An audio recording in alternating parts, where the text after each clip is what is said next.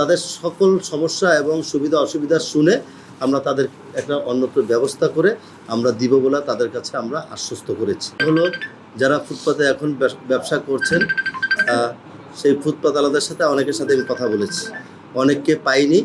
আমাদেরকে দেখে তারা মনে করছে হয়তো বা পুলিশ আছে, আমাদেরকে এখান থেকে উচ্ছেদ করে দিবে।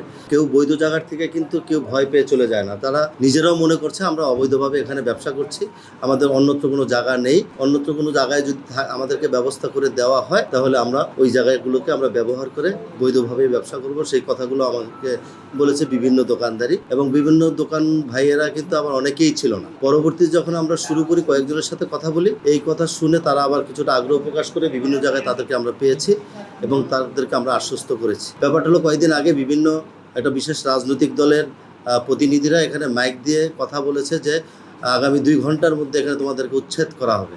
সেই জিনিসটা আমাদের দৃষ্টিগোচর হওয়ার পরে মাননীয় প্রধানমন্ত্রী আমাকে নির্দেশ দিয়েছে যে জনগণের সুবিধাটাও দেখতে হবে এবং মানবিক যেই বিষয়টা আছে সেই বিষয়টাকেও তোমাকে দেখতে হবে। এই কারণে আজকে আমি এখানে এসেছি আমাদের ফুটপাতে যারা ব্যবসা করে তাদের সাথে কথা বলার জন্য এবং তাদের সকল সমস্যা এবং সুবিধা অসুবিধা শুনে আমরা তাদের একটা অন্যত্র ব্যবস্থা করে আমরা দিব বলে তাদের কাছে আমরা আশ্বস্ত করেছি এবং তারাও আমার কাছে ইচ্ছা পোষণ করেছে, আপনি যদি আমাদেরকে একটা ব্যবস্থা করে দেন তাহলে আমরা ফুটপাতকে ব্যবহার করব না। এই হলো আজকের সর্বশেষ আপডেট। আগামীতে আমরা 2-3 দিনের মধ্যে তাদের সাথে একসাথে বসে এই সমাধানটা আমরা ইনশাল্লাহ করতে পারবো বলে আমরা মনে করি। এবং ফুটপাতটা জনগণের চলাচলের জায়গা, জনগণ ঢাকা উত্তর সিটি কর্পোরেশনকে ট্যাক্স পে করে, অতএব তাদের সুবিধাও যেমন দেখতে হবে এবং যারা গরিব ব্যবসায়ী মানবিক কারণে তাদের বিষয়টা আমাদেরকে দেখতে হবে।